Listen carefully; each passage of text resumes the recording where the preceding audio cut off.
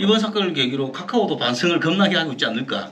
뭐 나라의 국감에서도 뭐 카카오 사장을 부르니 뭐 의장을 부르니 많이 이제 그런 소리를 하고 있는데, 물론 카카오도 변하겠지만 나 역시도 너무 한쪽으로 채널을 몰고 있는 건 아닌가. 다음 메일이 아직 안 열리잖아. 카카오는 이제 좀 정상화 됐던데. 근데 이게 지금 카카오가 그러니까 메일이 안 되잖아.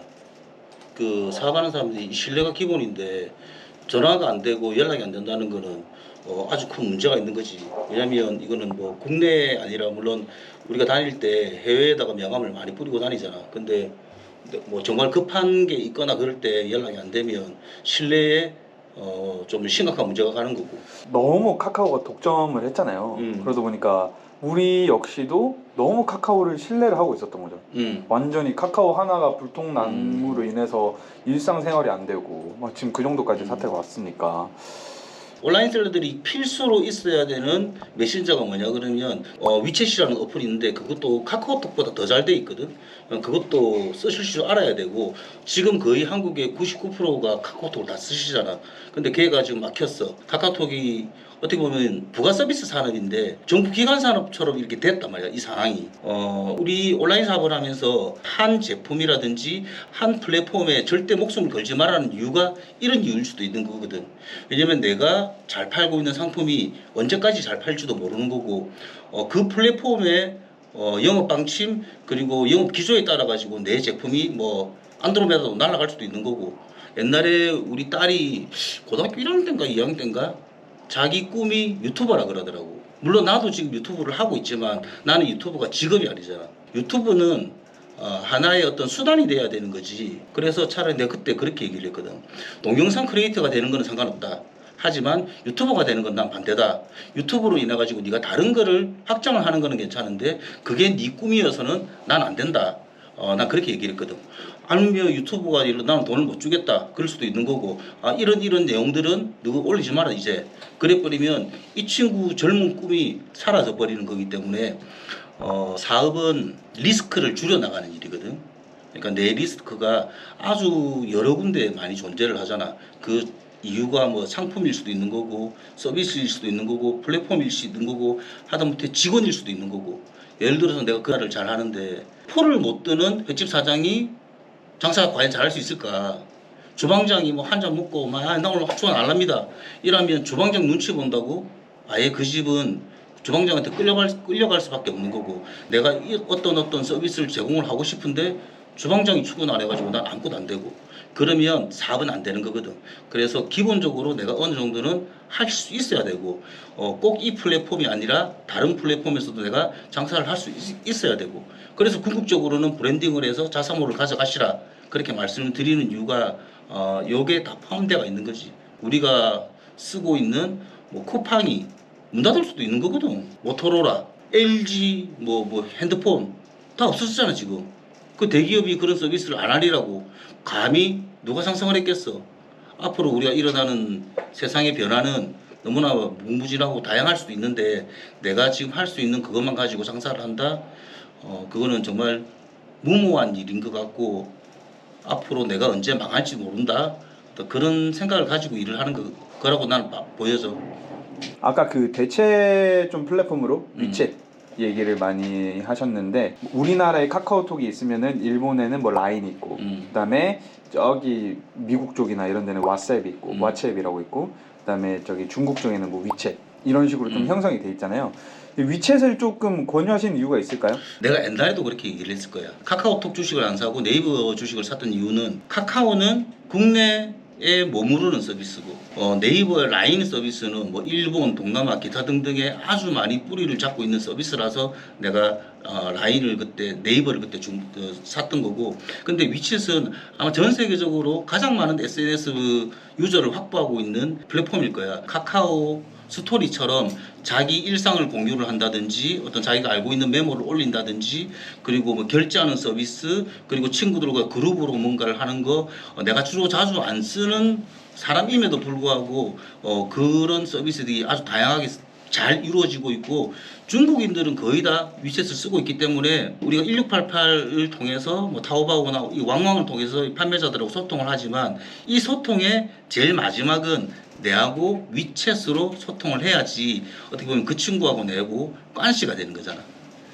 알리왕왕은 어떻게 보면 완전 비즈니스라 그러면 위챗은 조금 사적인 대화도 할 수 있을 거고 근데 아침에 거래처 관리하듯이 그냥 좋은 아침입니다 이렇게만 해둔다 하더라도 나중에 이 친구가 신상품이 나왔을 때 내한테 먼저 소개시켜 주겠지. 물론 레벨은 분명히 다 있겠지만 그래도 인사하는 사람이랑 아무것도 모르는 사람이랑 같을 수는 없잖아. 그런 판매자들 입장에서 위챗이 조금 좋은 플랫폼이 될 수 있다. 이렇게 좀 이해를 할 수 있을 것 같은데. 한국에서 얘네들이 영업을 확실하게 안 했기 때문에 한국 대부분의 사람들이 위챗을 모를 수는 있겠지만 만약에 그 자본력 그 규모 조직 가지고 한국으로 들어와서 영업을 했다 그러면 아마 카카오가 엄청나게 위험했을 수도 있지. 라인도 거의 한국에서 영업 안 했잖아. 처음에 우리 카카오가 나왔을 때 신기했잖아. 한 통에 20원 30원 문자를 보내는 시절에 공짜로 이걸 해줘? 그러다가 하나씩 서비스 보고 난 처음에 그랬거든. 얘네들이 뭐 때문에 이거를 공짜로 쓰게 하지? 이거를 관리를 하려고 그러면 엄청난 노력과 비용이 들 텐데 근데 지금은 안 하는 게 없잖아. 카카오가 기업의 사회적인 어떤 책임과 문제겠지만 지금 카카오 쪽으로 너무 많이 몰려 있어가지고 좀 그거에 대해서 밑에 준비를 해가면서 사업을 확장시킨다면 괜찮을 건데 그건 좀 많이 부족했던 것 같아. 이번에 카카오 사태 같은 경우에는. 이번에 이러한 사태가 일어나고 나서 알람이 되게 많이 오더라고요. 어떤 라인에서 친구 추가를 했다. 그럴 수도 있지. 그런 것들 이제 사람들도 한번 겪어보니까 엄청 불편했을 거예요. 사실 그 카카오톡으로 뭐 공적인 사적인 걸 모든 걸 다 해결을 하는데 진짜 잘못될 수도 있겠구나. 뭔가 대안책을 조금 마련하는 것 같은데 이거를 좀 셀러들 입장에서 또 연결고리를 또 지을 수 있다고 하셨잖아요. 그날 저녁에는 술 먹느라고 몰랐어.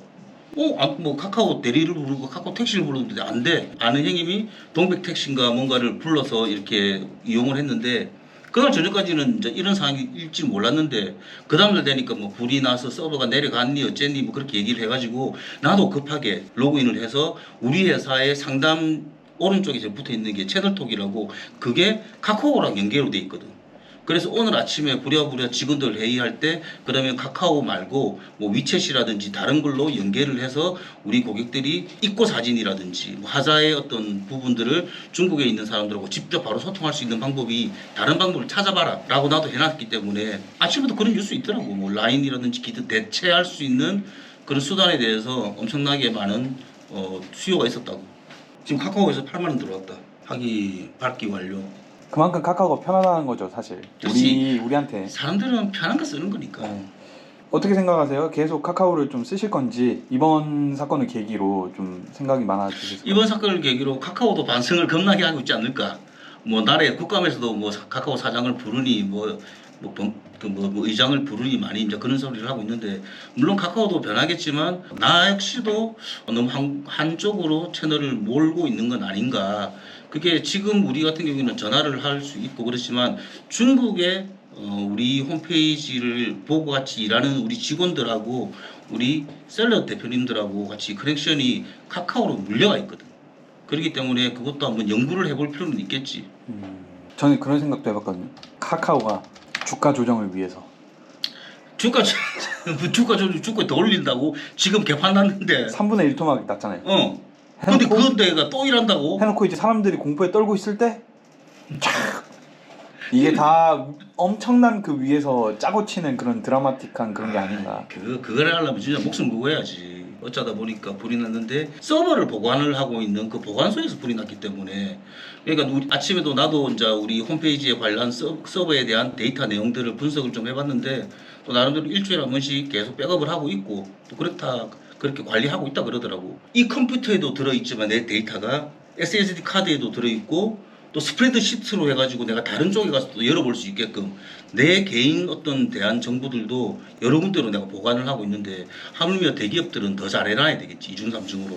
어떻게 보면 이번 사태로 인해서 좀 사람들한테 경각심을 일깨워준 계기 같아요. 좀 안일하게 생각했던 그렇지. 그런 것들도 좀 한번 되돌아볼 여지가 있었고 이런 저희 셀러들 입장에서 봤을 때도 한 곳만 팠을 때의 그 리스크 그런 부분을 또 분산을 시켰을 때 나오는 그런 것도 좀. 그래서 셀러들은 무지하게 바쁘다 그러잖아. 내가 닭등을 하기 위해서만 바쁜 게 아니라 이런저런 관리를 하려고 하다 보면은 일이 끊임이 없어. 그래서 적절한 시점이 되면 직원도 분명히 있어야 되고 내 일을 좀 나눠서 해줄 수 있는 사람이 분명히 있으면 내 그 시너지가 내가 잘할 수 있는 것으로 집중을 해서 더 사업이 번창할 수도 있을 거야. 만약에 이제 이 말대로라면 쿠팡만 할 게 아니라 예를 들면 뭐 다른 장르들도 한번 해봐라 이런 건데 하나도 제대로 못하는데 이도저도 아닌 그런. 하나가 제대로 못하는 게 아니라 보통 셀러들은 그렇게 내가 예를 들어서 2개의 상품을 가지고 있어. 그럼 이 2개의 상품을 어떤 식으로든지 간에 꾸준하게 나갈 수 있는 상품을 만들어야 된다고 생각을 하는 거야. 근데 그런 생각을 절대 하면 안 되거든. 2가지의 상품이 택도 아닌 상품이 될 수도 있어. 안 좋은 상품을 내가 골라가지고 이걸 살리려고 내가 그렇게 노력할 수도 있단 말이야. 그러면 2개를 출발시킬 게 아니라 20개를 출발시켜가지고 뭐 5개 정도를 건져가지고 우리 또 넘어가고 그렇게 해야지. 뭐 스마트스토어에다가 뭐 내가 박사가 돼가지고 또 다시 쿠팡으로 넘어간다? 그건 말도 안 되는 소리고, 어느 정도 스마트스토어의 로직만 이해를 했으면 그걸 가지고 또 쿠팡도 넘어가고 11번가 옥션 지마켓도 이런 식으로 차곡차곡 넘어가야지. 그리고 요즘에는 그런 뭐 프로그램들이 많잖아. 하나의 등록을 한 제품을 가지고 여러 군데 뿌려주는 그런 프로그램도 있고, 나도 그걸 비슷한 거를 지금 만들고 있고.